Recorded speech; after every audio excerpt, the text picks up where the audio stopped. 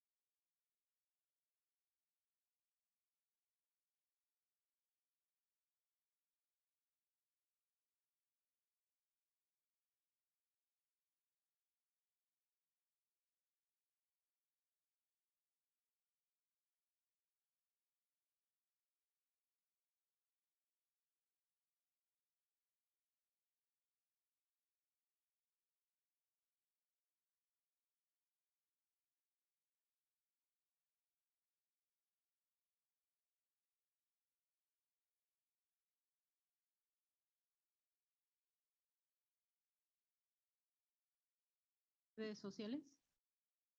¿Sí? Ok. Buenas tardes a todas y todos los que nos escuchan. Estamos en la quinta conferencia del trabajo de investigación que se realiza en el Instituto de Investigaciones Económicas, que tiene por finalidad estar discutiendo temas de investigación de jóvenes investigadores con investigadores ya consolidados. En esta quinta conferencia nos acompaña el doctor César Duarte, que impartirá la conferencia titulada Los límites de la política monetaria. Voy a realizar una breve semblanza del doctor. Él actualmente es investigador en el Instituto de Investigaciones Económicas de esta universidad y miembro del Sistema Nacional de Investigadores a nivel de candidato. Es doctor en Historia Moderna Contemporánea por el Instituto de Investigaciones Dr. José María Luis Mora. Es licenciado y maestro en Economía por la Facultad de Economía también de esta universidad. Es profesor en la Facultad de Economía en los programas de licenciatura y la especialización en Historia del Pensamiento Económico. Ha participado como docente y coordinado distintos coloquios y congresos especializados, además de contar con diversas publicaciones en revistas especializadas. Sus investigaciones se han centrado en torno a discusiones de teoría monetaria y economía financiera y monetaria, específicamente sobre el funcionamiento de los sistemas monetarios desde una perspectiva histórica contemporánea. Adelante, doctor César. Le recomiendo que se acerque el micrófono porque en redes sociales se llega a escuchar bajito. Gracias. Gracias a Nayeli y a David por la invitación a participar en este ciclo de conferencias y a la doctora Girón por aceptar la invitación de comentar el trabajo. Voy a compartir pantalla.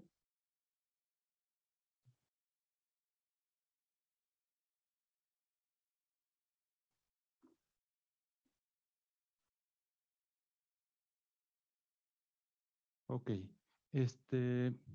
bueno, la conferencia trata sobre los límites de la política monetaria, ¿no? Donde lo que se plantea es discutir los distintos elementos que conforman la política monetaria desde una perspectiva sobre todo teórica, pero me voy a centrar específicamente en el caso de Estados Unidos, ¿no? Aunque muchas de las conclusiones creo que se pueden generalizar eventualmente para los mecanismos de transmisión de la política monetaria, ¿no?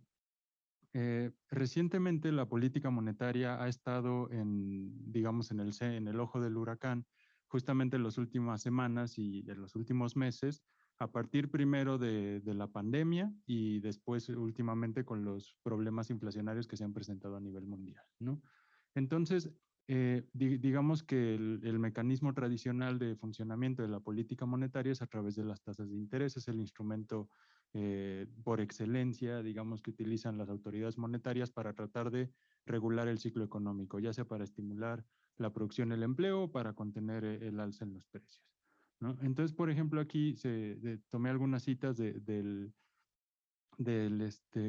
Open Market Committee, que es el Comité de Operaciones de Mercado Abierto de la Reserva Federal, ¿no? Donde avisa las resoluciones que realiza de política monetaria, ¿no? Y aquí, por ejemplo, el 15 de marzo de 2020, justo cuando estaba comenzando la pandemia, el comité, después de muchos, digamos, de muchos años que había mantenido la tasa de objetivo de los fondos federales alrededor de 0% y que apenas estaba empezando como a subirla, ¿no? Justo antes de que estallara la pandemia, para marzo de 2020 decide otra vez regresar la tasa de los fondos federales a cero, ¿no? Entonces, suponían que esa acción les ayudaría a apoyar la actividad económica, a fortalecer los mercados laborales y lograr que la inflación regresara a un objetivo de alrededor del 2%, que es el objetivo que tiene siempre, bueno, últimamente ha tenido la Reserva Federal, ¿no? Que se ha discutido mucho si se va a cambiar o no, pero hasta ahora se ha mantenido ahí. El 17 de marzo, el comité decide mantener ese objetivo, ¿no? Con la intención de, digamos, de mantener las tasas perdón, con la intención de mantener, sí, con la intención de mantener las condiciones que se habían más o menos presentado, ¿no? En el año anterior, que se habían mantenido, ¿no? Con la intención de seguir fortaleciendo el mercado de trabajo, de seguir fortaleciendo las condiciones de producción, las condiciones de empleo, y siempre, siempre, siempre se habla de la inflación, ¿no? O sea, incluso en términos en los momentos más profundos de la pandemia, siempre la inflación es el objetivo fundamental. Se habla de que, y más bien lo que se maneja es que si la tasa de inflación tiene que estar por encima o por debajo del objetivo de acuerdo a las expectativas y a los objetivos específicos que busca resolver la Reserva Federal en ese momento. Y entonces, por ejemplo, acá dicen, bueno, vamos a permitir que la inflación esté moderadamente por encima del 2% durante un tiempo porque es necesario dar las condiciones en el mercado de trabajo, etcétera, ¿no? Y finalmente, el anuncio de ayer, ¿no? El comité decidió aumentar una vez más la tasa de interés a un objetivo de 3.25%, ¿no? Y mantiene su compromiso de regresar la inflación al objetivo de 2%, ¿no? Con los niveles inflacionarios en Estados Unidos ya cercanos a los 2 dígitos, ¿no? Entonces, ahora, para hacer esto, la Reserva Federal, esto, digamos, es una simplificación, ellos mismos lo aceptan, pero si uno consulta la página de la Reserva Federal, donde explican lo que hacen, cómo lo hacen, etcétera, ¿no? Tienen este apartado que son las reglas de política monetaria. Entonces, lo que dicen es, bueno, los tomadores de decisiones de política monetaria lo que hacen es usar estas reglas de política monetaria para que les den una guía en torno a cuál es la mejor decisión que pueden tomar una vez que aparecen ciertos problemas, ¿no? Lo que tienen en común todas estas reglas, siendo la regla de Taylor la más conocida, ¿no? Pero no la única que se utiliza, lo que tienen en común es que parten de la idea del mandato dual de las autoridades monetarias. Entonces hay una inflación objetivo y hay una tasa de empleo objetivo o una tasa de producción objetivo o una tasa de ingreso objetivo, ¿no? Y más bien cada una de estas reglas lo que hace es darle más peso a una o a otra o considerar no un objetivo específico, sino un rango, etcétera, etcétera, etcétera. Pero en términos generales, digamos, la idea es muy similar, ¿no? Ahora, ¿cómo se logra esto? Todo esto, digamos, son documentos que da la Reserva Federal.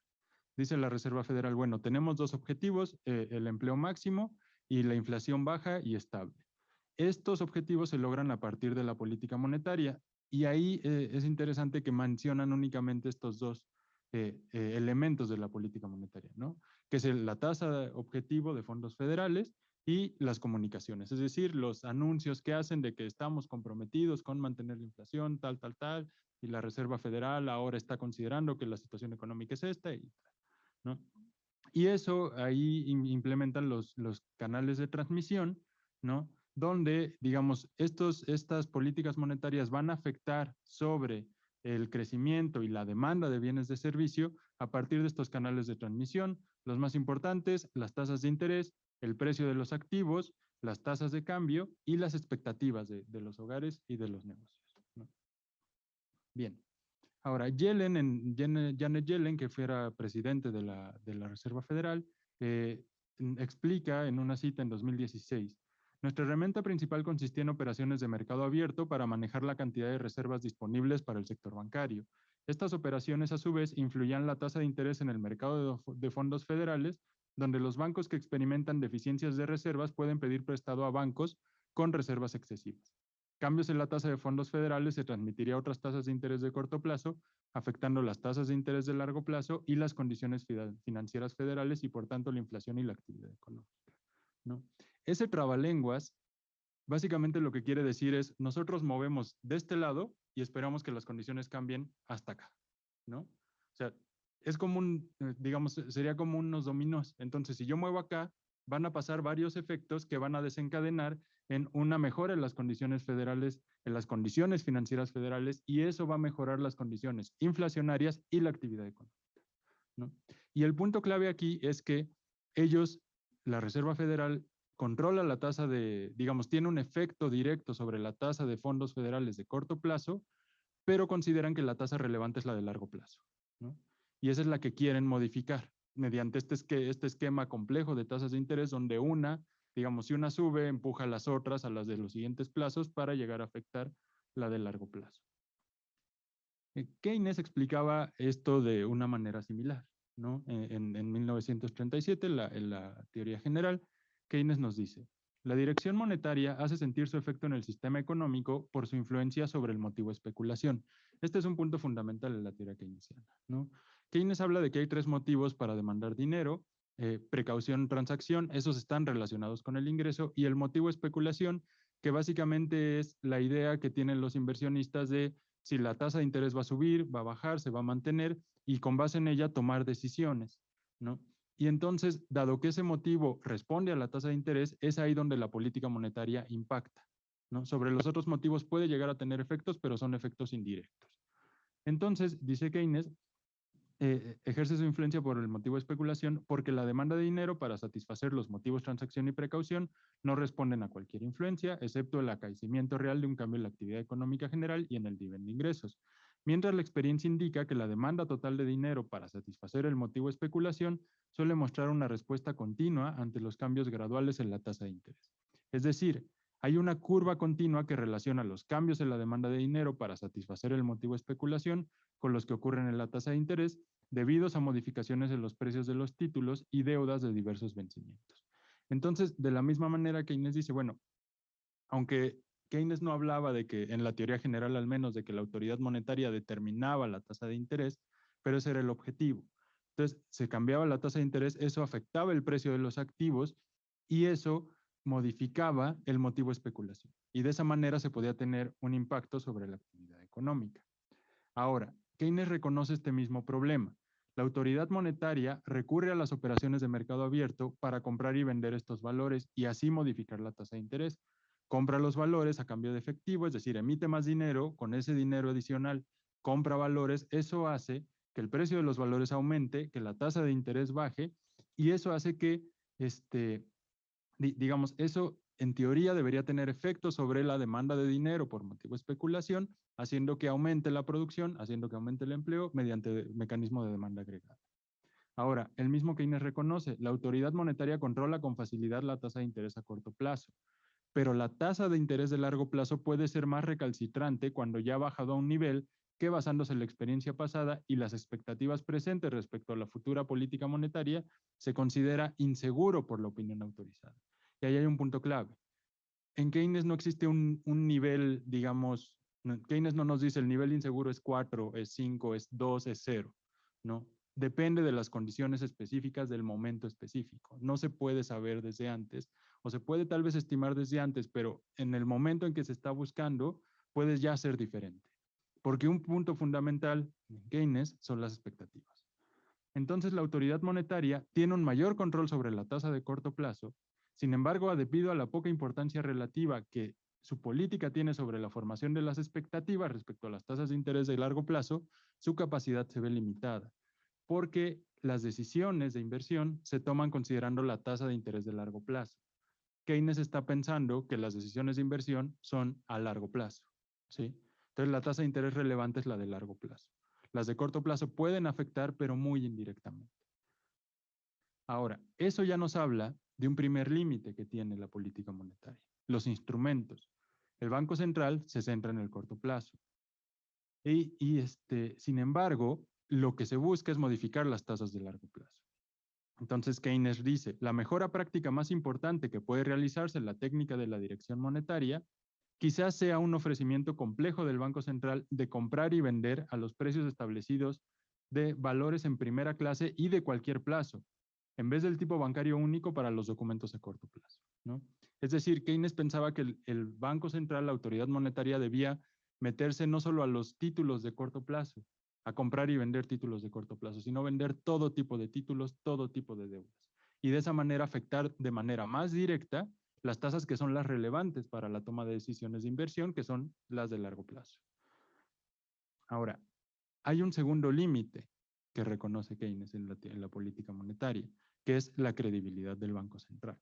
El Banco Central puede controlar con relativa facilidad la tasa de interés, ya que se espera que su política no cambiará en gran medida en el futuro muy cercano. Es decir, como las personas esperamos que se comporten de cierta manera y de repente lo hacen diferente, entonces ahí es donde respondemos a los cambios que hace la política monetaria.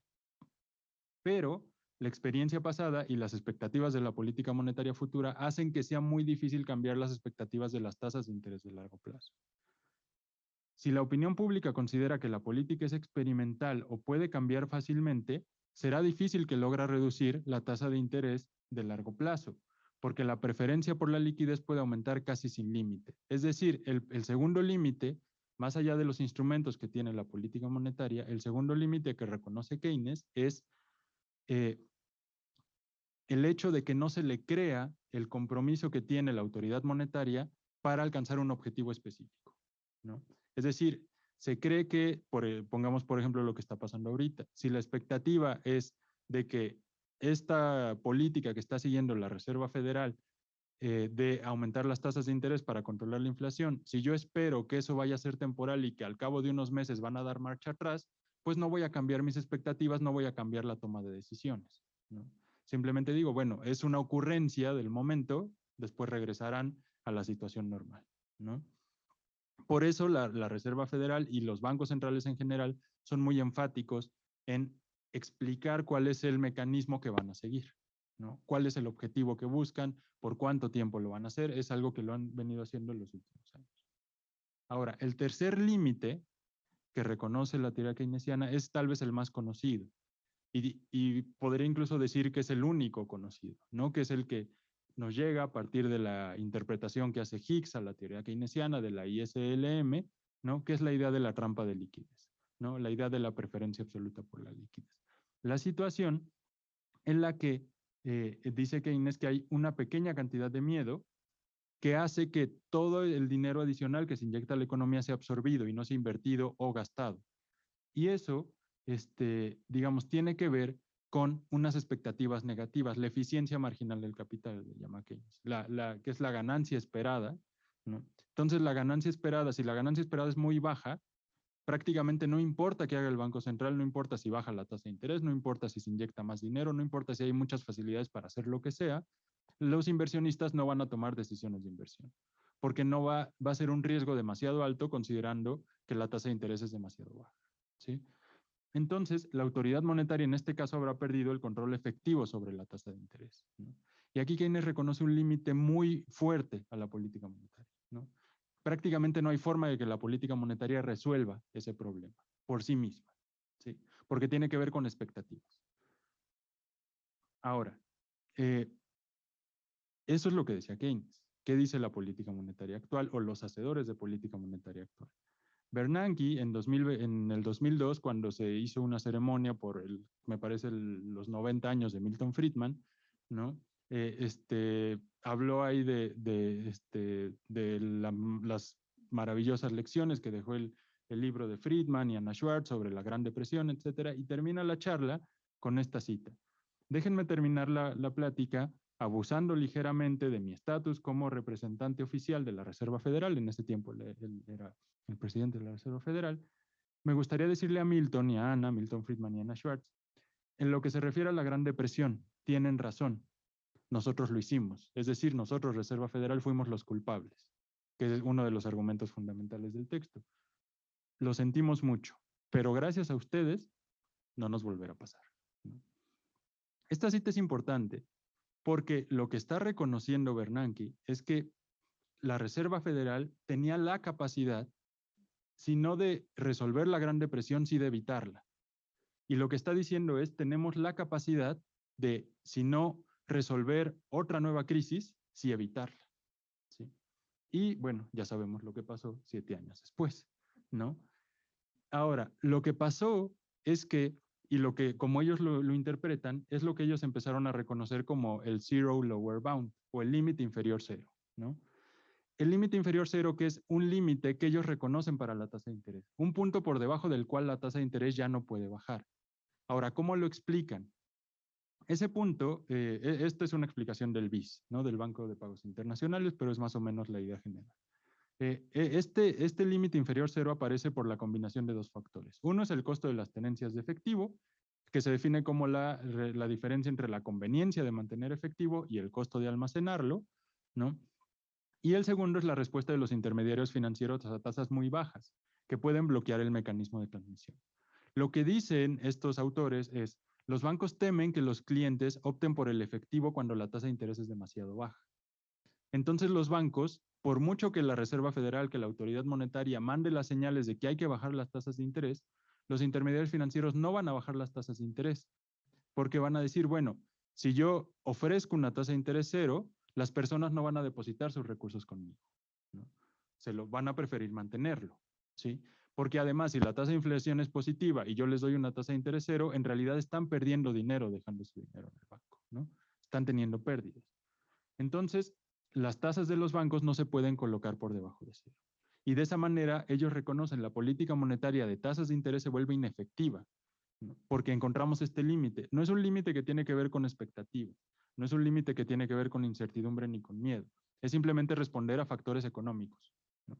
Ganancias y pérdidas, maximizando, básicamente. Entonces, eso se suma a un problema que reconocía Summers en el 2016. La tasa de interés neutral, es decir, esa tasa de interés que es el objetivo de la regla de Taylor y de todas esas reglas, la que todas esas reglas te dicen, esta es la tasa de interés que debes buscar, ¿sí? Esa tasa de interés está por debajo de cero, decía Summers, para la década 2010. Eso se debe a un aumento excesivo en la propensión a ahorrar y a una disminución de la propensión a invertir. Entonces, lo que reconocen estos autores, es una cita de Kregel, la recuperación solo puede ocurrir, según esta perspectiva, si la tasa de interés nominal está por debajo de la tasa de interés real. Si la tasa real está por debajo del cero, es el límite inferior cero el que evita que la política monetaria provoque la expansión de la oferta monetaria. Esa extraña condición en que la política monetaria pierde el control debido a que la tasa de interés nominal es esencialmente cero. Esa es la idea de Krugman de la trampa de liquidez, ¿no? En la cual la cantidad de dinero se vuelve irrelevante, debido a que el dinero y los bonos son esencialmente sustitutos perfectos. Aquí Krugman está incorporando otro elemento. El problema tiene que ver con que los inversionistas tienen muchas opciones de activos que son prácticamente iguales para ellos.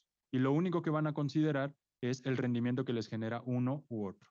Si en este caso la tasa es cero, el dinero no genera rendimiento. Entonces prefiero quedarme con bonos, ¿no? Los inversionistas siempre tienen la opción de simplemente mantener efectivo.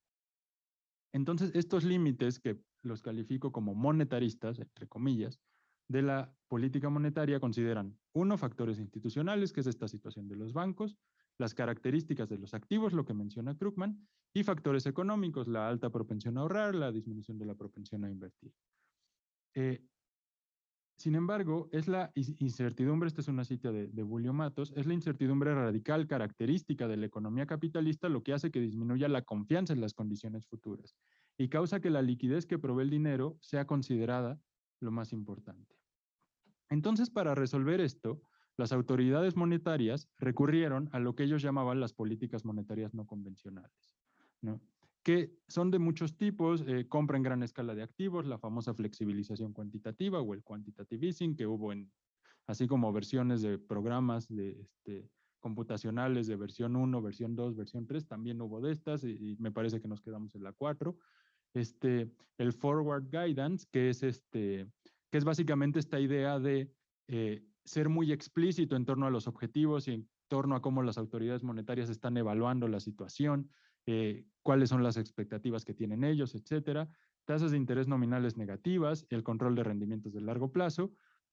Sin embargo, las dos más importantes son las dos primeras, la flexibilización cuantitativa y el forward guidance. La flexibilización cuantitativa lo que busca es comprar activos de forma tal que eleve su precio, lo que en teoría aumentaría la inversión a través del efecto portafolio. Los inversionistas, digamos, venderán activos a precios más elevados de lo que esperaban, tendrán más recursos con los que contaban y entonces los invertirán. Y entonces, eso es una señal de que las autoridades monetarias piensan mantener las tasas de interés bajas por un periodo largo, lo que llevaría a los inversionistas a pujar por tasas de interés de largo plazo menores. Con el forward guidance es lo que ya les comentaba, ¿no? Esta idea de mantener un compromiso explícito respecto a cuáles son los objetivos y cuáles son las expectativas que se tienen de la economía, y eso la intención es modificar las expectativas del mercado. Bernanke dice, cuando se utilizan los nuevos instrumentos de política, la política monetaria puede alcanzar resultados similares a los que las políticas tradicionales pueden lograr si la tasa neutral de interés fuera 3 puntos porcentuales mayores, lo cual es cercano a lo que se necesita para anular los efectos adversos del límite inferior cero en la mayoría de las circunstancias. Es decir, lo que hacen esto es como subir artificialmente la tasa neutral y de esa manera otra vez tienen espacio para usar la tasa de interés como instrumento. Entonces, estas dos políticas en 2020 ya se reconocieron oficialmente como parte del arsenal, digamos, de herramientas con las que cuenta la Reserva Federal. Entonces, están considerando que la política monetaria no tiene límites, ¿sí? Encontraron uno, el límite inferior cero. Las políticas monetarias no convencionales supuestamente lo resuelven. La acción de los bancos centrales no. Sin embargo, ese soluciona el problema únicamente si estamos en el límite inferior cero, ¿sí? Si estamos en una situación donde la eficiencia marginal del capital es demasiado baja, estas políticas no resuelven la situación. Hay dos elementos a considerar, la confianza especulativa y el estado del crédito.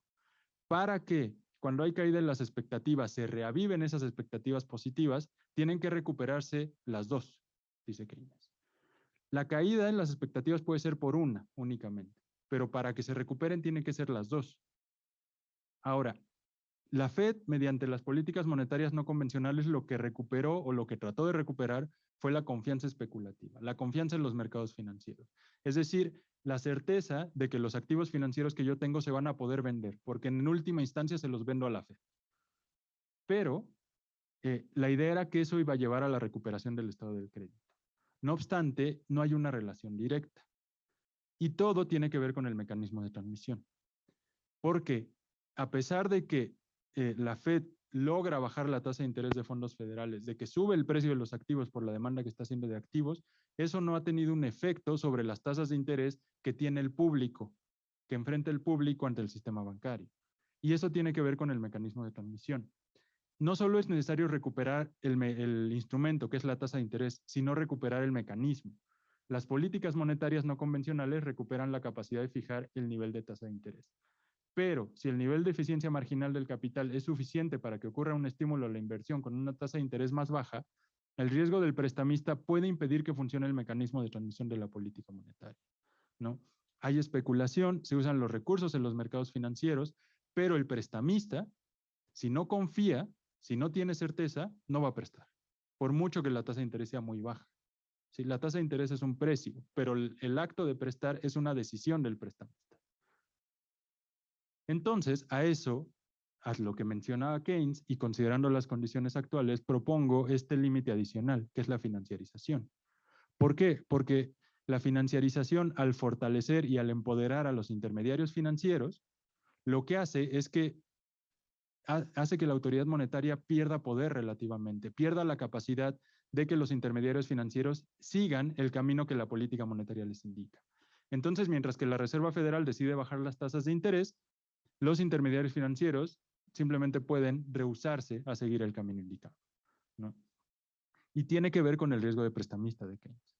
Esto interrumpe el mecanismo de transmisión, porque son los intermediarios financieros los que logran que pasemos de la tasa de interés de corto plazo a la tasa de interés de largo plazo, los que nos llevan de A a B. Pero si ellos no están dispuestos a cooperar, digámoslo así, pues no va a pasar. Esto es, digamos, esto todavía es exploratorio, ¿no? Entonces hay que tomarlo con pincitas, pero es un poco, y lo presenté hace poco, entonces todavía lo estoy trabajando, ¿no? No viene en el artículo, pero digamos, es un poco cómo responde la cartera de crédito a los cambios en la tasa de interés objetivo, ¿no? Que es la que mueve las autoridades monetarias, y esto es para México. Entonces vean cómo, por ejemplo, me interesa sobre todo el último cachito, ¿no? Está subiendo la tasa de interés.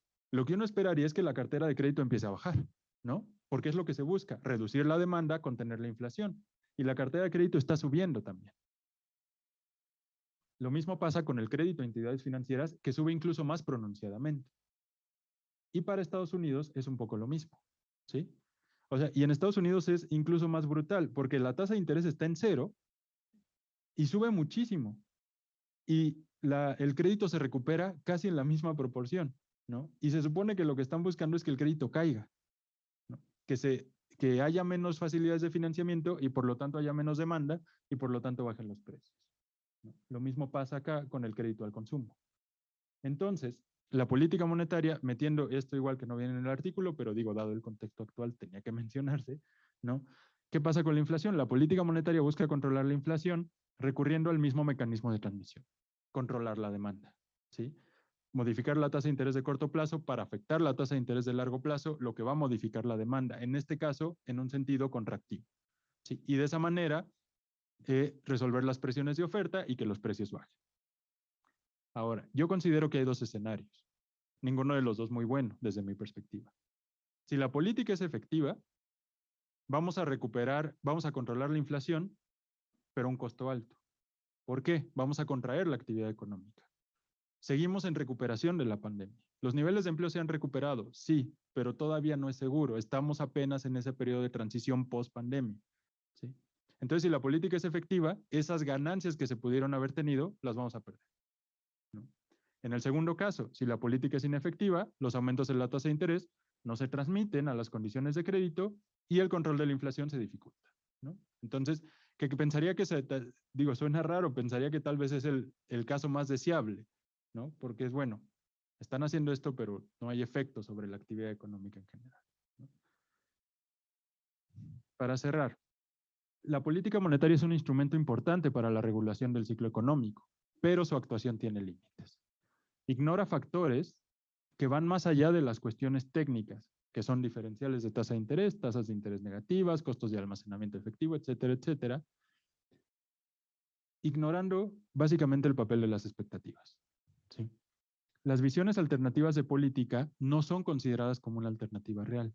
Incluso Bernanke, incluso Yellen, han estado, en los últimos textos que han escrito, han estado haciendo casi un grito de ayuda a la política fiscal, ¿no? Diciendo, es que no nos pueden dejar a nosotros, digamos, todo el trabajo. No podemos nosotros, la política monetaria, hacernos cargo de toda la recuperación.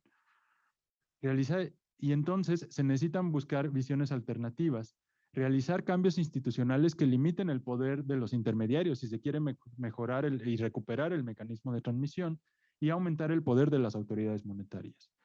Y por otro lado, romper con el esquema restrictivo, porque siento que incluso esta distinción de política monetaria, política fiscal, y si no vamos de una, vamos a la otra, nos encierra en un cuadro muy pequeño. Hay un montón de herramientas a disposición.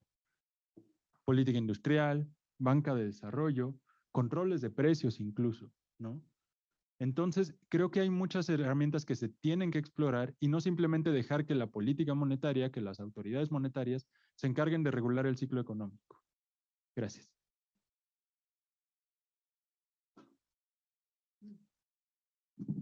Muchas gracias al doctor César por su excelente presentación y su interesante y actual contribución a la política monetaria que estamos viendo por parte de Estados Unidos, por parte de México, y sobre todo por las consecuencias sociales, ¿no? Que igualmente me gustaría un poco preguntar esto, tal parece que está a veces muy despegado, pero quienes padecen, pues siempre la sociedad en su conjunto, ¿no?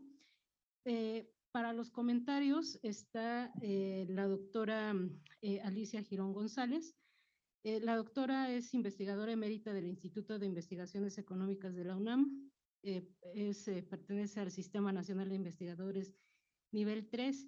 No tengo mayores datos porque la doctora Alicia tiene una gran trayectoria que por sí misma habla, ¿no? Entonces le damos la palabra a la doctora Alicia. Muchísimas gracias, doctora Pérez. Agradezco la invitación por parte de ustedes y del equipo que están organizando estas sesiones. Y me da mucho gusto estar aquí presente y de manera presencial, ¿verdad? Aquí con el doctor César Duarte, discutiendo el trabajo que me hicieron llegar, que se titula Los límites de la política monetaria, de la trampa de la liquidez al cero lower bound. Bien, un poco para entrar en materia, sí quisiera comentar, sobre todo para el público que esté en redes y que no son economistas, quisiera comentar varios enunciados. Uno, el primero es que la virtud que tiene el trabajo de César Duarte es que lo basa en el libro 4, que se llama El incentivo para invertir, de uno de los grandes pensadores del siglo XX, que es John Maynard Keynes, cuya título es La teoría general de la ocupación, el interés y el dinero. Y este libro él lo escribe justo meses después. Bueno, él tuvo una gran trayectoria, no solamente como académico, sino también en puestos de dirección en el entonces Imperio Británico, pero lo que más le causa a él una inquietud es el papel que juega el dinero, que se muestra en su primer libro, Teoría del Dinero, y después concibe este libro precisamente porque a él lo que le interesa es saber cómo salir de la Gran Depresión.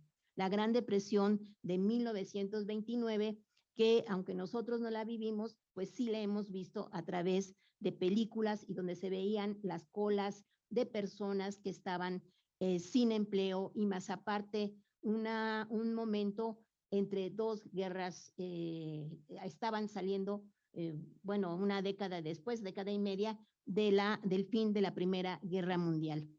Bien, aquí hay cosas muy interesantes que Keynes dice, y una de ellas que me parece fundamental es cuando habla de que la tasa de interés, en la versión en inglés, él habla de que la tasa de interés es el rooster del gallinero, o sea, es decir, el gallo en el gallinero, y precisamente, pues a lo mejor como no todos tenemos una relación muy directa con el ambiente rural, pues el gallo definitivamente es no solamente el que nos despierta, ¿verdad? Sino que también incluso anuncia cuando hay cambios de clima o incluso también cuando hay algunos movimientos sísmicos. Entonces, el gallo en el gallinero se traduce en la versión en español de Keynes como la batuta de la orquesta.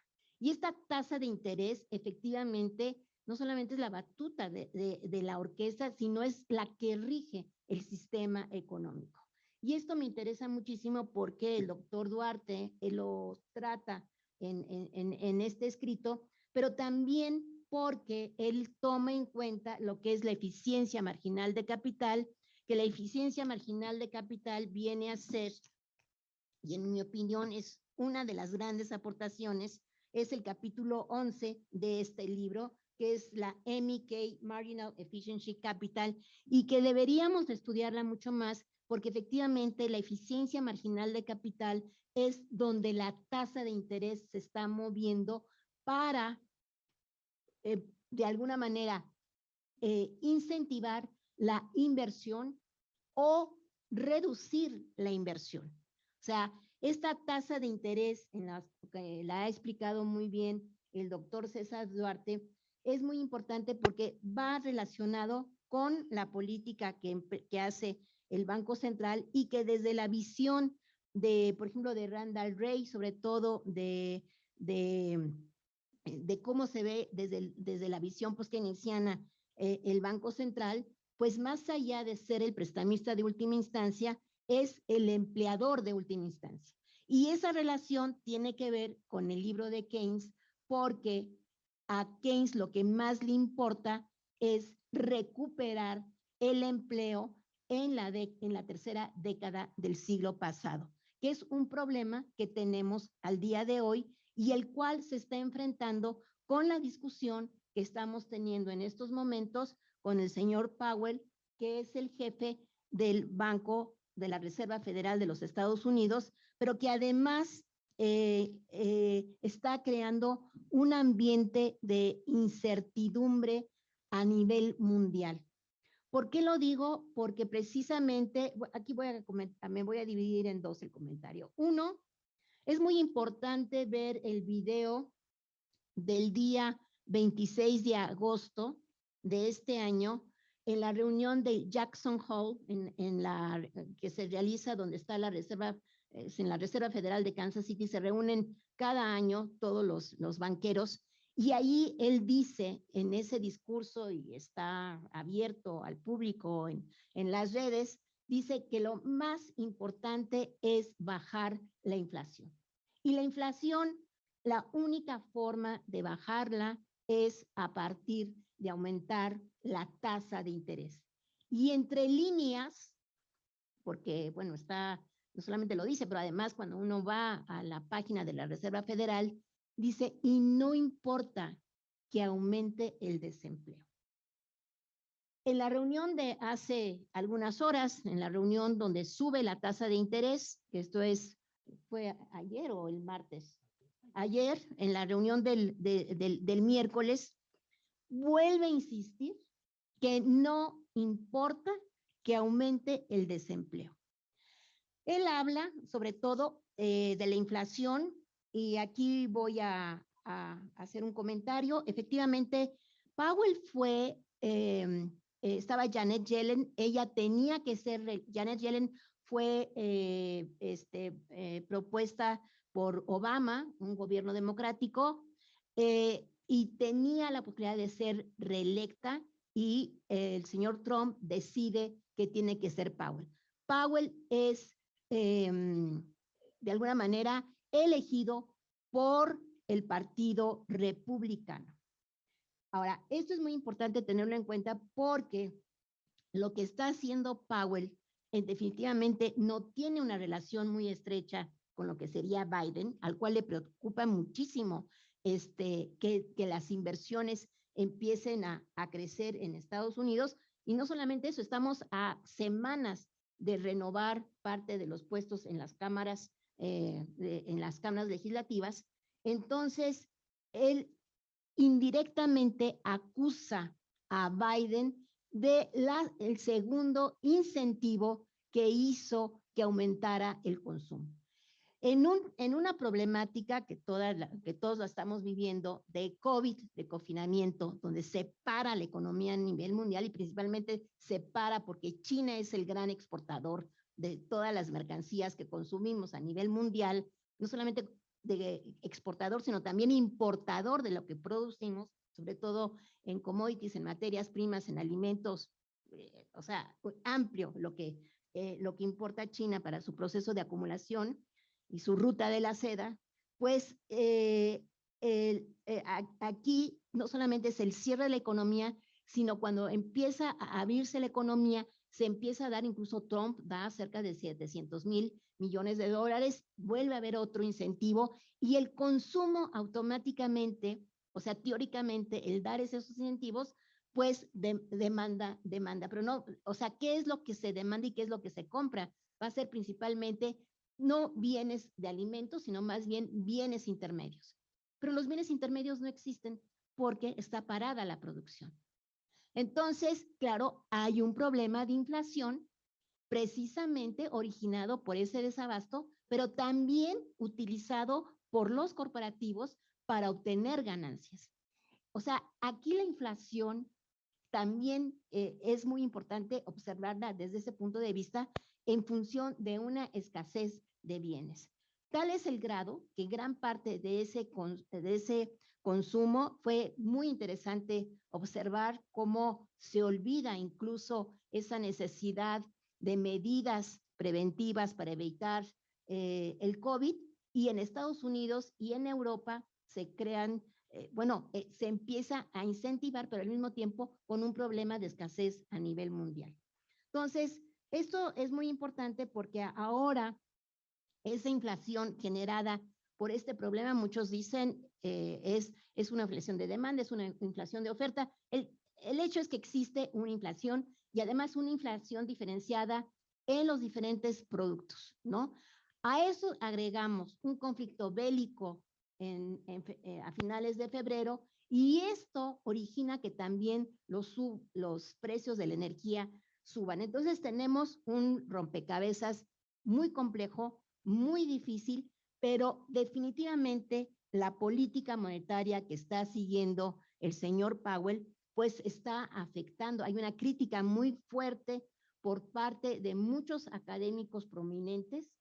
O sea, está siendo criticado porque efectivamente el subir las tasas de interés está subiendo, por ejemplo, las tasas de las hipotecas, a tal grado que en Estados Unidos ha bajado la compra de casas. Durante los últimos meses empiezan a hacer los comparativos, bueno, tienen excelentes estadísticas, entonces comparan día a día cómo está la demanda de casas, y esto está creando un problema también indirectamente de desempleo, y eso va a pegar también a nuestros migrantes mexicanos que principalmente están en el sector de la construcción. Entonces, ahora, a eso, ¿qué es lo que se viene y por qué Powell está definiendo el rumbo a nivel mundial? Porque ayer también el banco del Reino Unido, el Banco Central, también subió la tasa de interés. Japón también subió la tasa de interés. Pero esta tasa de interés lo que está creando también es que hay un problema de que el dólar, ¿verdad? El dólar, pues se está empoderando en relación a otras monedas. Llama la atención cómo el yen por $1 estaba a 145 yenes por $1, cuando hace poco, bueno, hace algunos años, era de 100 esto hace que para Japón se le encarezcan muchísimo las importaciones. Japón es una isla, ¿no? Entonces tiene que importar energía que no la tiene energía nuclear, la planta de Fukushima, pero tiene que hacer un serio reacomodo de su presupuesto. Y por el otro lado, la Unión Europea también está teniendo graves problemas por el conflicto bélico y también por todas las medidas que han puesto a la economía de Rusia. Entonces, aquí es lo que estamos viendo es que dentro de este mapa tan complejo de tasas de interés, no se logra, ¿verdad? O al menos yo no creo que se logre bajar la inflación, o si se logra bajar el costo social, ya como lo dijo el doctor Duarte, pues va a ser un costo social, también ya lo dijo la doctora Pérez, es un costo muy alto. ¿Por qué? Porque simplemente una empresa mediana, pequeña o grande, que tenga, o sea, que tenga préstamos, automáticamente esos préstamos o los deja de pagar, deja de darles empleo a esa unidad productiva y además un factor que es importantísimo y que es la antesala de todas las crisis es las carteras vencidas. Entonces, pues la tasa de interés es un tema muy importante y esta tasa de interés, tal como está en el libro de Keynes y tal como lo ha analizado el doctor Duarte, me parece muy importante seguir profundizando lo que es la eficiencia marginal de capital, porque creo que ahí está la clave para poder entender incluso esa motivación de la liquidez, que Keynes lo llama especulación, pero justo minutos antes, cuando nosotros desde el punto de vista de especulación, pues estamos pensando que está mal, ¿no? Especular es estar comprometido con mayores ganancias, etcétera, ¿no? También es las inversiones que se van a dar de acuerdo a esa tasa de interés y lo que está ocasionando esas subidas de las tasas de interés es un desempleo, ¿no? Ya lo dijo, lo vuelvo a repetir en la reunión de Jackson Hole, lo volvió a repetir ayer Powell, y bueno, es un problema grave cuando todavía ni siquiera hemos recuperado tasas de crecimiento previas al confinamiento. Entonces, esto nos da un panorama pues difícil a nivel internacional y por el otro lado, también es muy interesante el desenvolvimiento de la tasa de interés por parte de China, que China, al contrario, bajó su tasa de interés. Creo que ya me pasé del tiempo. Bien, pues, y otro concepto que bueno, ya no lo dije, pero que también me parece muy interesante, que es toda la Friedman, y bueno, esto lo conecto con lo último que dijo el doctor Duarte, es efectivamente Bernanke. Bueno, primero voy a decir lo que dice Friedman en uno de sus artículos y por el cual le dan el premio Nobel, dice que el dinero cae desde el helicóptero. O sea, la primera vez que yo leí esa metáfora, yo dije, bueno, es que no me puedo imaginar un helicóptero, cayendo el dinero. Y efectivamente, esto lo que dice es que definitivamente ahí pone al Banco Central no como creador de dinero o creador de empleo, ¿no? Sino el Banco Central su obligación es el control de la inflación.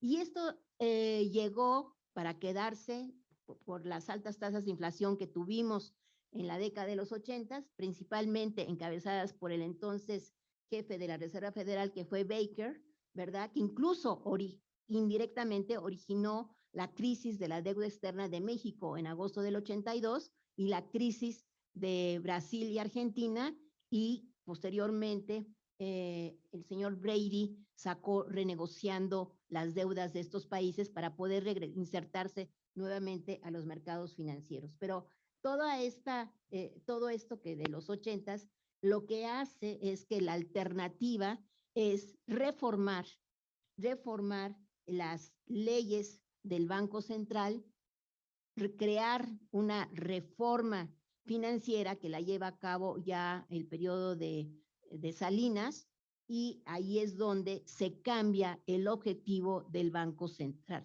de México. Si nosotros vemos cómo fue constituido el Banco de México, en el primer artículo de la ley orgánica menciona cómo su objetivo no es el control de la inflación, su objetivo es el desarrollo económico, y esto cambia a que el objetivo del Banco Central de México es el control de la inflación.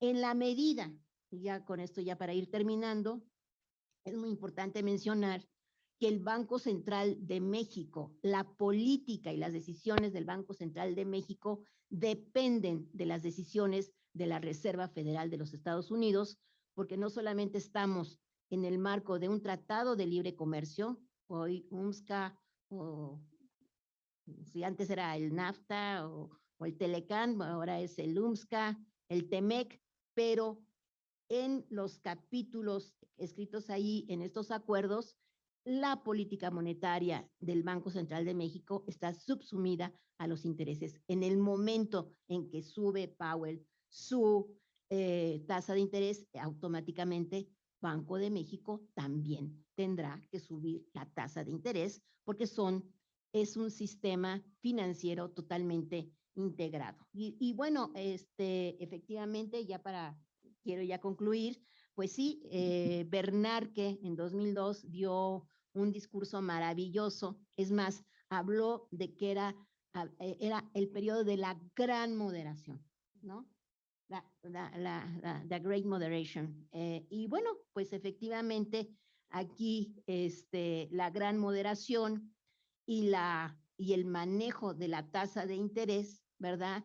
Creó un problema de financiarización, sobre todo a través de las hipotecas, que eso automáticamente pues llevó a la caída de Lehman Brothers el 15 de septiembre del 2008 y a la quiebra de los grandes bancos, o sea, muy grandes para quebrar, muy grandes para salvar, y posteriormente toda la política monetaria de los bancos centrales en la segunda década del presente siglo, pues lo que ha hecho definitivamente crear las bases de un gran endeudamiento que al 2019 las deudas soberanas de muchos países ya estaban teniendo problemas para pagarse esos créditos y también de grandes corporativos no financieros. O sea, cuando viene el COVID, pues simplemente destapó ahora sí, la caja de Pandora y estamos ante una situación compleja, difícil, y bueno, realmente mientras que siga esta política ortodoxa de seguir subiendo las tasas de interés, yo veo muy difícil que podamos salir en el corto plazo. Incluso en la prensa y la crítica que le están haciendo a Powell en estas horas es que si la tasa de inflación baja, pues bajará de aquí, no ni para el 2023 ni 2024, sino quizás hasta el 2025, porque esto tiene que ver con la recuperación de las cadenas productivas, por lo cual esto también está haciendo un reacomodo de las políticas económicas y no es casual que venga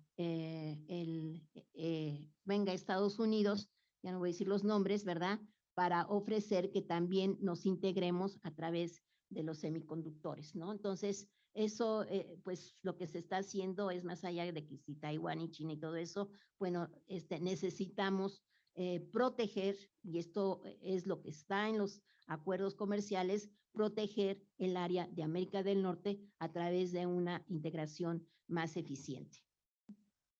Ya, gracias.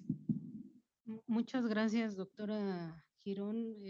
Muy interesante. Hay muchos comentarios, doctor César Duarte. Muy afortunadamente, muchos planteando muchas interrogantes desde distintos ángulos.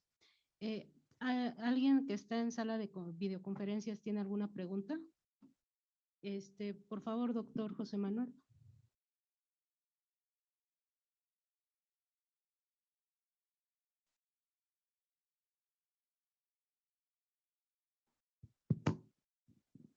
Muchas gracias. Doctor, felicitarlo, muy interesante su plática. Creo que destapa un montón de cosas y por eso tantas preguntas que le van a hacer vía virtual. Yo nada más, para empezar, quisiera preguntarle, bueno, ante los límites que usted plantea de la política monetaria, que creo que estoy totalmente de acuerdo con lo que usted está comentando, esto también nos da pues pauta para ver que hay límites a políticas alternativas, ¿no? Como por ejemplo las políticas contracíclicas. Entonces, preguntarle por un lado, ante la evidencia empírica que se está observando, ¿qué políticas o qué alternativas tendríamos para, por ejemplo, en este caso en particular, detener la inflación, ¿no? O si se puede hacer algo, o si de plano mejor nos enfocamos a hacer crecer pues otros indicadores y nos olvidamos de la inflación. Ante estos comentarios que está haciendo, ¿usted qué pensaría? Y creo que también esto abre un poquito pues la discusión del mandato del Banco de México, ¿no? Si estamos viendo que pues las herramientas que tiene el Banco de México no son tan eficientes como para poder detener la inflación, entonces, ¿qué sentido tendría el que se siga teniendo como mandato principal o el único mandato para el Banco de México la inflación, si no está a su alcance moderar muchas de estas cosas, ¿no? Entonces, a lo mejor sería tiempo de pensar en un mandato dual o qué alternativas habría en ese sentido. Muchas gracias. Seguimos con las preguntas que están en vía Zoom, porque son varias y creo que va a necesitar algo de tiempo, doctor. Pregunta Yolotzin Flores. ¿Cómo o cuáles serían estos cambios institucionales específicamente para limitar a los intermediarios? El doctor Roberto Soto comenta, dice, los que diseñan la política monetaria tienen un diagnóstico impreciso de las condiciones económicas actuales. El doctor Duarte al final menciona que se debe de cambiar, pero ¿cómo hacerlo si quienes las elaboran tienen un pensamiento ortodoxo, donde sus medidas, subir las tasas de interés, contraen el crédito, aumentan las presiones de recesión y por lo tanto un mayor y cada vez más profundo estancamiento productivo? El doctor Armando Sánchez, el director, pregunta, ¿cuál sería el papel de la política fiscal en Keynes en relación con los límites de la política monetaria y cómo podrían complementarse? Por último, el doctor Roberto Soto también dice esto último que comentó la doctora Girón es muy importante, mientras que el occidente sube la tasa, China la baja y los resultados son evidentes. Si gusta contestar estas preguntas y después vamos con las que están en YouTube. Gracias por las preguntas. Y muchas gracias a la doctora Girón por los comentarios. Bueno, respecto, creo que van en un sentido similar, ¿no? Las preguntas de, entonces, ¿qué hacemos? ¿No? O sea, porque el diagnóstico, digamos, del trabajo es muy negativo, ¿no? Y entonces deja como en desesperanza, sobre todo considerando lo que comentaba, que parece que la regulación del ciclo económico se ha encargado a las autoridades monetarias, ¿no? O sea, dejando a la política fiscal casi completamente fuera, ¿no? Entonces, y empiezo contestando eso con lo que preguntaba el doctor Armando Sánchez, ¿no? ¿Qué es la política fiscal en Keynes y cuál es su papel? Y creo que también, creo que muchas de las malas interpretaciones que se han hecho de la teoría keynesiana, de la teoría general específicamente, tienen mucho que ver con el ISLM de Hicks, ¿no? Porque usualmente los economistas nos lo enseñan como esto es la teoría keynesiana y te enseñan el ISLM, ¿no? Y en el ISLM es política monetaria y política fiscal. Subir tasa de interés, bajar tasa de interés, gastar más, gastar menos, ¿no? Keynes tiene una cita en la teoría general donde justamente en la que él menciona el papel que tiene la política fiscal, pero curiosamente no lo dice así como lo entendemos, de gastar más o gastar menos.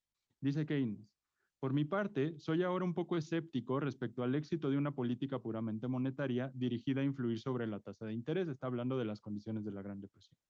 Espero ver al Estado, que está en situación de poder calcular la eficiencia marginal de los bienes de capital a largo plazo sobre la base de la conveniencia social general, asumir una responsabilidad cada vez mayor, y este es el punto clave, en la organización directa de las inversiones. No gastando más, organizando directamente las inversiones. Ya que probablemente las fluctuaciones en la estimación del mercado de la eficiencia marginal de las diferentes clases de capital, calculadas en la forma descrita antes, serán demasiado grandes para contrarrestarlas con alguna modificación factible de la tasa de interés.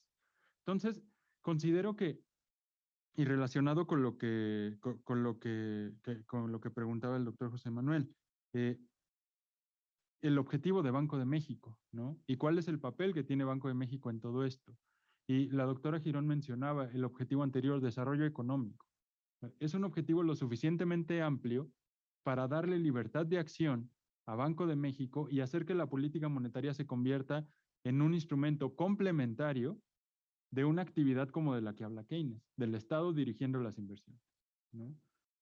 Entonces, digamos, ese es como yo lo veo, como lo que creo que podrían ser esas alternativas, ¿no? Y respecto a la situación actual, justamente hoy en la mañana la doctora Girón nos compartió un artículo en el Financial Times, ¿no? Y en el Financial Times están, digo, no son los editores del Financial Times, pero un comentarista sobre economía europea hace una columna donde básicamente dice, olvidémonos de la deuda, olvidémonos de la inflación, ¿no? O sea, no son problemas, digamos, no es que no sean problemas, pero son problemas que no están causados por la misma política, están causados por situaciones extraordinarias, ¿no? La pandemia, la guerra, ¿no? Y entonces no tiene sentido enfocar todos nuestros esfuerzos a tratar de resolver eso y simplemente si la inflación, dice este autor, si la inflación se mantiene moderadamente en los niveles en los que está, pues olvidémonos de eso y dediquémonos a hacer otras cosas, ¿no? Porque pareciera que justamente eso es digamos, aunque hay mucha discusión sobre si podemos decir que la política monetaria sigue siendo monetarista, ya no es monetarista, porque son los neo-keynesianos que no son monetaristas y tal, pero sí, algo que prevalece es este pánico a la inflación, ¿no? Y lo que comentaba la doctora Girón, o sea, lo que dice Powell, y uno los lee, los escucha y se nota, o sea, es la inflación en la cabeza todo el tiempo, ¿no? O sea, pareciera que es el único objetivo. Y además la única forma de resolverlo es mediante contracciones de demanda. Y ahí retomo lo que preguntaba el doctor Roberto Soto, ¿no? Sobre cómo le hacemos si los que están tomando las decisiones tienen este pensamiento ortodoxo, ¿no? Digamos, son estos economistas de demanda que lo único que ven es la demanda y la única forma de resolver todo es demanda, subiendo demanda, bajando demanda, ¿no? Entonces, si tienes problemas de inflación por energía, si tienes problemas de inflación por semiconductores, etcétera, pues implementar políticas industriales para resolver eso. Y tal vez no son políticas que lo van a resolver en el plazo corto, pero lo van a resolver en el mediano plazo y te garantizan que no va a volver a pasar por esas razones, por ejemplo, ¿no? Entonces, pero es muy difícil y ahí hay un elemento político, ¿no? Porque los economistas estamos, digo, creo que en esta universidad somos una excepción, afortunadamente, pero en general a los economistas nos forman bajo esa lógica, ¿no? Todo es mover demanda y la oferta ahí está, ¿no? Y la oferta, nadie se mete con la oferta se resuelve sola, ¿no? Y eso cierra muchas posibilidades. Entonces ahí tiene que haber un cambio, digamos, político en los que toman decisiones, pero también un cambio mucho más profundo en la forma en la que enseñamos y discutimos economía, ¿no? Y pensamos la economía. Ok, respecto a los cambios institucionales que comentaban para recuperar este poder de las autoridades monetarias, y creo que ahí, digamos, tendríamos que analizar qué es lo que permitió que estas autoridades, que estos intermediarios financieros se hicieran tan poderosos, a partir de cuándo, qué pasó para que sean capaces de hacer esto, para que aparezca el too big to fail, para que aparezca el too big to save, para que pase lo que pasó en Islandia en 2009, ¿no? Donde los 3 bancos tenían como 10 veces el PIB de Islandia. O sea, ¿qué tuvo que cambiar para que ocurrieran esas cosas? Y entonces a partir de ahí sería el diagnóstico. ¿Cómo recuperamos la capacidad de las autoridades monetarias para intervenir y para realmente dirigir a los intermediarios financieros, ¿no? Y no supeditar sus decisiones a las decisiones de los intermediarios financieros, que parece que es lo que ha estado pasando en los últimos años. Entonces, creo que esos cambios institucionales tendrían que ser por ese lado. No sé, control de capitales, impuestos a las inversiones, ¿no? Incluso el mismo Keynes, cuando habla del estado de las expectativas a largo plazo y dice, pues a lo mejor lo ideal sería tratar a los mercados financieros como casinos, ¿no? Donde no cualquiera puede entrar, no cualquiera puede jugar, hay un montón de restricciones y un montón de regulaciones para entrar a un casino. Bueno, pues debería ser lo mismo en los mercados financieros, decía Keynes, ¿no? Tal vez, ¿no? Porque entonces la economía se supedita a, digamos, el funcionamiento de un casino, ¿no? Ganancias y pérdidas inmediatas. Respecto a lo que comentaban también de la situación del dólar, ¿no?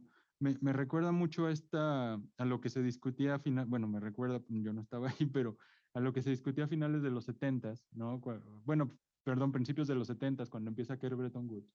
Y esta idea con Estados Unidos, ¿no? Estados Unidos tiene la obligación de proveer dólares para todo el mundo, pero también tiene que resolver sus objetivos internos, ¿no? Y entonces con lo que comentaba la doctora Girón con Japón, es Estados Unidos en sálvese quien pueda, ¿no? Y entonces resuelvo mis objetivos internos y que los demás le hagan como puedan, ¿no?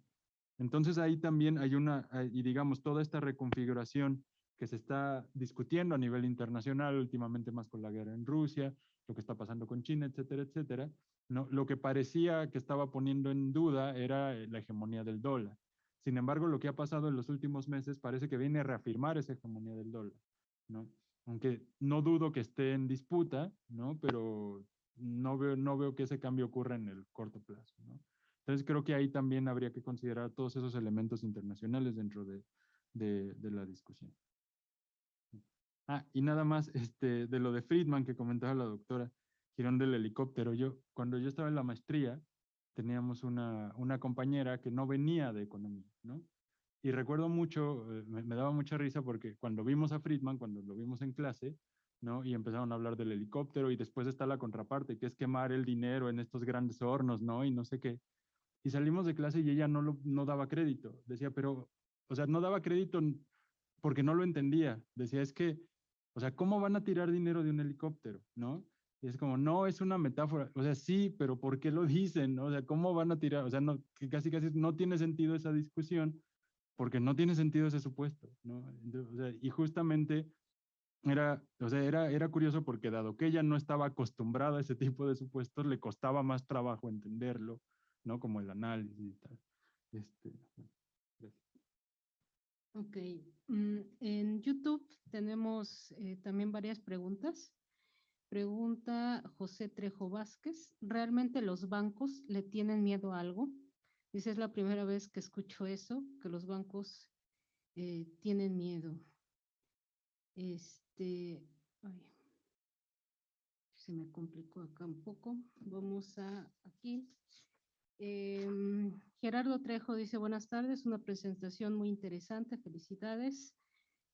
Raúl Granados pregunta que el Bank Offshore y las jurisdicciones extraterritoriales o paraísos fiscales dice que son un fondo de vector de recaudación del capital de dudosa procedencia. Aquí hay más comentarios. Ahorita que pueda restaurar la leo, ¿sale? Acá José Trejo Vázquez dice, un ejemplo, dice, lo podemos ver con asimilar con las tiendas departamentales. Dice que antes era muy fácil que otorgaran compras a meses sin intereses, pero hoy restringen esas compras y prefieren el efectivo.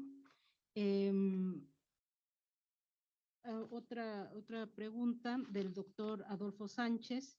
Dice que es muy interesante la conferencia. Dice que cuál es el efecto de la masa monetaria de dólares en la inflación de México y cuáles perspectivas entre los bloques, y cuál es la perspectiva entre los bloques mundiales.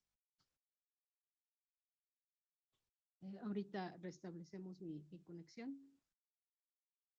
Si gusta ir contestando estas, por favor. Okay. Respecto a lo que le tienen miedo los bancos, pues tienen miedo a la pérdida, ¿no? Básicamente. O sea, tienen miedo a que las pérdidas sean superiores a las que esperaban, ¿no? Y entonces, eso es de lo que habla Keynes con el miedo, ¿no? No solo es el miedo de los bancos, sino es el miedo de los inversionistas en general. Y, digamos,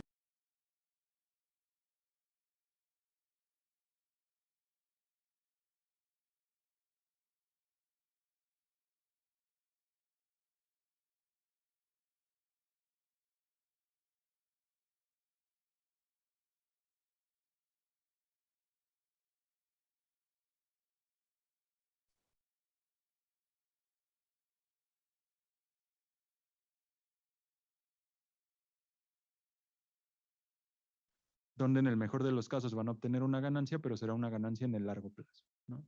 Y entonces eso ha llevado a que todo el sistema financiero bancario dé un vuelco hacia los mercados financieros, ¿no? Y el doctor Roberto Soto, que hacía las preguntas, digamos, ha investigado mucho ese tema, ¿no? Cómo los bancos obtienen más ganancias por derivados que por cualquier otra cosa, etcétera, etcétera, ¿no? Entonces, los bancos operan con, digamos, la búsqueda de la ganancia inmediata, ¿no? Y a lo que tienen miedo es a la pérdida.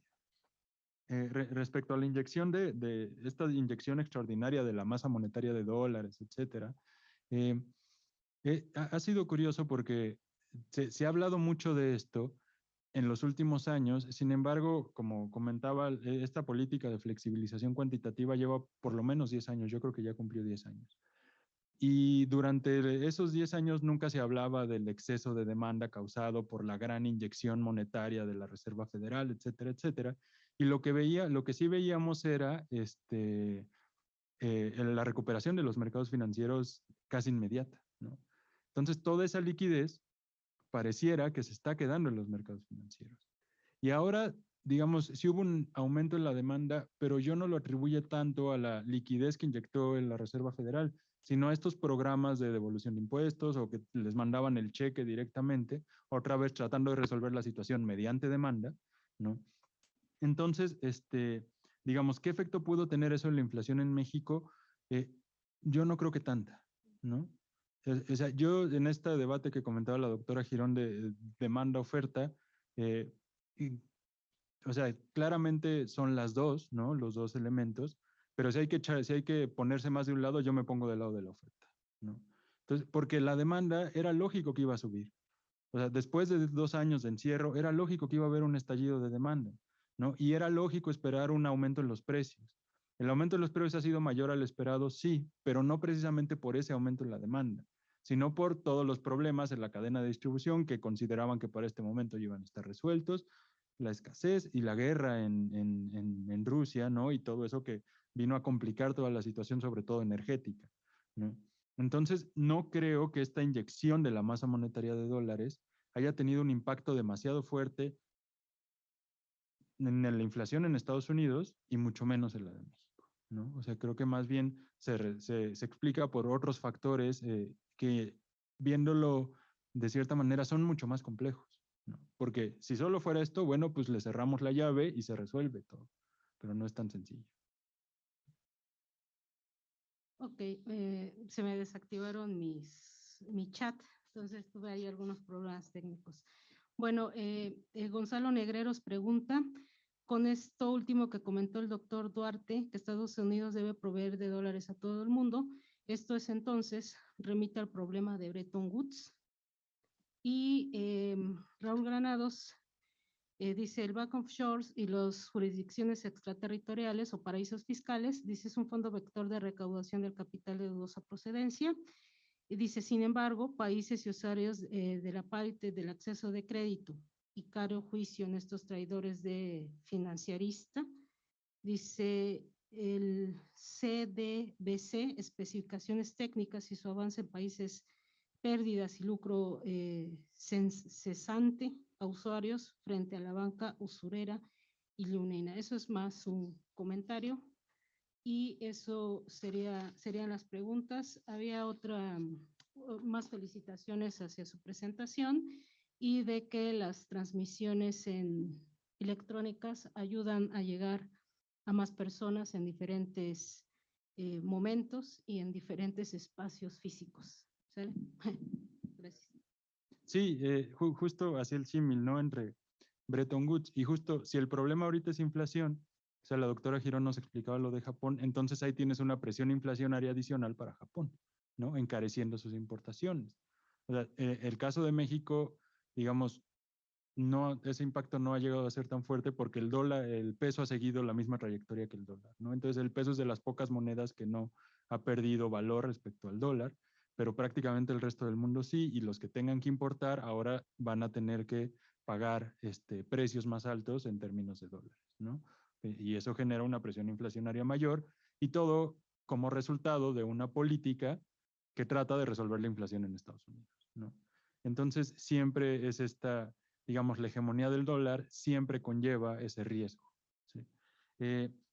Respecto a lo que comentaban, no sé si a eso se referían del CBDC, que es algo de, digamos, lo recupero respecto a la pregunta que hacían anteriormente de estos cambios institucionales que se pueden hacer, ¿no? Los CBDC son estas monedas digitales de los bancos centrales, y parte de la literatura ha discutido mucho que estos instrumentos, o sea, que son como criptomonedas, pero emitidas por los bancos centrales, estos instrumentos tienen la capacidad de saltarte al intermediario financiero, porque entonces el Banco de México o la Reserva Federal o el Banco Central Europeo emite su propia moneda, igual que lo hace actualmente, pero ahora la otorga directamente a los usuarios de la moneda, ¿no? Y entonces de esa manera, si la autoridad monetaria decide contraer, aplicar una política contractiva o expansiva, aumentando la tasa de interés en esa moneda, el efecto es inmediato sobre los usuarios, ¿no? Entonces ya no necesita ese mecanismo de transmisión, ya no necesita depender de los intermediarios financieros. Entonces podría llegar a ser una forma de recuperar poder en la autoridad monetaria. Ahí la discusión otra vez es política, ¿no? ¿Qué tanto están dispuestos a hacerlo? Porque eso termina por afectar negativamente los intereses de los sistemas bancarios, ¿no? Y entonces ahí dudo hasta qué punto puedan llegar a hacer eso. China es el caso que lo tiene más avanzado, pero para China justo este problema no es un problema, porque el sistema bancario chino es controlado por el Estado chino, ¿no? Entonces, lo que diga la autoridad monetaria china es lo que hace el sistema bancario chino. Gracias. Ok, muchas gracias por sus amables comentarios. A mí, si se me permite, nada más me gustaría hacer una pregunta y tiene que ver esto, ¿no? Con la gente, ¿cómo le podríamos decir a las personas que no son economistas cómo estos efectos, cómo estos límites de la política monetaria afecta a la sociedad y a la población de a pie, ¿no? Cómo es que los efectos en su canasta básica, aparte lo estaba explicando la doctora Girón, cómo están impactando de manera precisa y los costos de las crisis, tanto la del 2008 como la de 2020, la pandemia y todas las demás, pues la sociedad en su conjunto es quien las está pagando. Entonces, un poco más ampliar ese aspecto, dado que nuestras transmisiones llegan también a otros oídos. De las consecuencias sociales de la inflación, y por lo menos desde Adam Smith ese es un elemento que se considera, y Smith es muy enfático en decir, la inflación perjudica a los acreedores, beneficia a los deudores, ¿no? Básicamente, si lo pusiéramos en términos modernos, la inflación perjudica al sistema financiero y beneficia a todos los demás que le debemos al sistema financiero.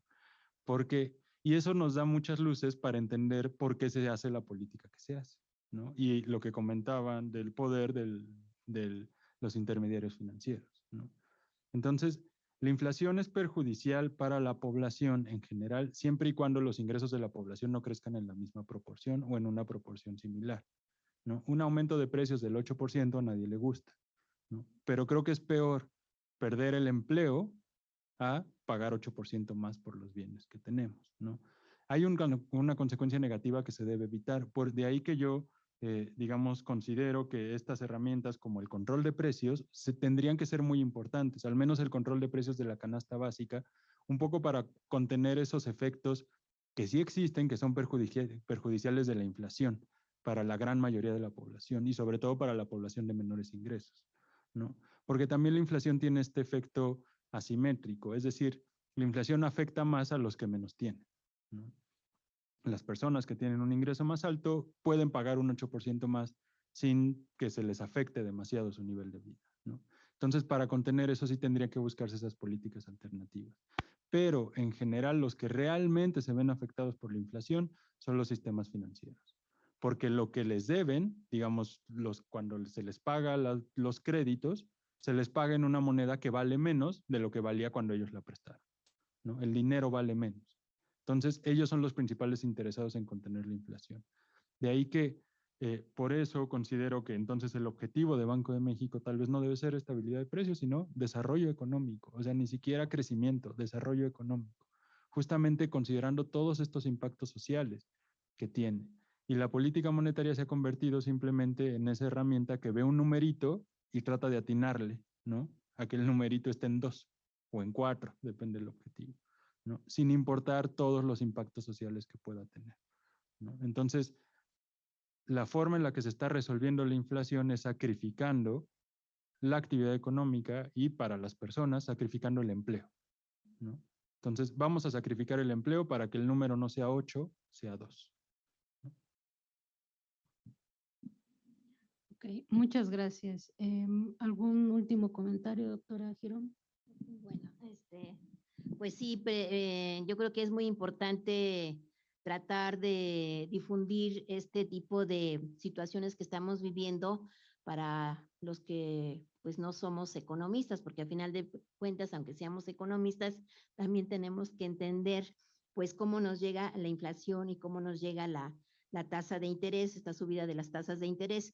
Efectivamente, hay una crítica muy fuerte por parte del pensamiento heterodoxo a la tasa de interés porque va directamente a afectar principalmente al empleo y esto automáticamente afecta a todos los créditos, a todas las deudas que tenemos, porque la tasa de interés que sube, automáticamente van a subir las tasas diferenciadas de cada producto. Si yo saqué un préstamo para mi coche, esa tasa va a subir. Si saqué un préstamo para mi hipoteca, también va a subir. Mi tarjeta de crédito con la cual pago el súper también va a subir. Entonces, esta tasa de interés va en contra, ¿verdad?, de los consumidores. Y por el otro lado, pues la inflación, como dice el doctor Duarte, pues se tiene que controlar creando un mayor desarrollo económico, pero además también aquí es donde la inversión del Estado es muy importante. O sea, la inversión de las empresas, bueno, ya casi México ya no tiene empresas, tenemos, bueno, podríamos decir que Pemex es una empresa nacional, pero gran parte incluso del propio Pemex fue privatizado, diferentes actividades que antes hacían fueron privatizadas y entonces esto a veces crea un conflicto también con las inversionistas privados, pero creo que hay que recordar, y esto a mí me parece que es una metáfora muy importante que está en el libro de Keynes y que está también en el capítulo 4 de los incentivos para invertir, que Keynes decía, hagan hoyos, los cierran y los vuelven a abrir. Esto lo que quiere decir es que la inversión es muy importante y yo diría que empecemos, ¿verdad?, por dignificar la vivienda, empecemos por dignificar el sistema de salud de nuestro país y por el otro lado, algo que nos mostró el confinamiento y la pandemia, de la cual no nos hemos recuperado, es el sistema de cuidado a nivel nacional. El sistema de cuidado es fundamental en la medida que el cuidado no solamente es el cuidado de los niñitos, ¿verdad? O digamos, tener más guarderías o círculos infantiles, sino también el cuidado de las personas adultas, ¿no? De cómo en determinado momento, gran parte, y aquí me voy a hacer un comentario desde el punto de vista hablando de la economía del cuidado desde un punto de vista feminista, que muchas mujeres se dedicaron a cuidar a la familia y cuando ya están grandes, pues simplemente se enferman y van y las dejan en las puertas de los centros de salud y se olvidan de ellas, ¿no? Entonces, creo que es muy importante que haya un sistema nacional de cuidado y que no solamente es el cuidar por cuidar, el sistema de cuidado también tiene que ver con la ecología, con el medio ambiente y con toda una serie de elementos que sería simplemente, si ese fuera el objetivo de un plan de desarrollo a nivel nacional, ayudaría a crear muchísimos empleos. Y ahí va el sector salud y va el sector educación. Y bueno, podríamos seguir y creo que también la infraestructura es importantísima.